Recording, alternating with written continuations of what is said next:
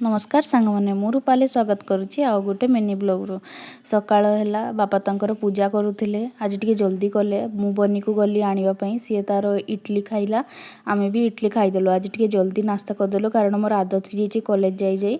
तो तापर आमे चा बिस्कुट खाईदेलु तापर लैपटॉप रे आमे किसी देखुलु तापर आज आमे प्लान कलु आलू चिप्स बनइबार सब आलू को आमे पतला पतला से काटी देकी रखीदेलु इे पानी बॉयल होगापी छाड़देलु ताकि आमे से आलू गुड़ा को बॉयल करदेलु तापर बनी सागे खेली देखुन मुझे शोई से किसी करूनी सी भी टे गेल होते चाहे मझे मझे मुझे गेल कर दिए तापर आम उपरको पलैलु आलू सुखाइवाई ये सुखईदेले खरारे छात उपर बहुत बढ़िया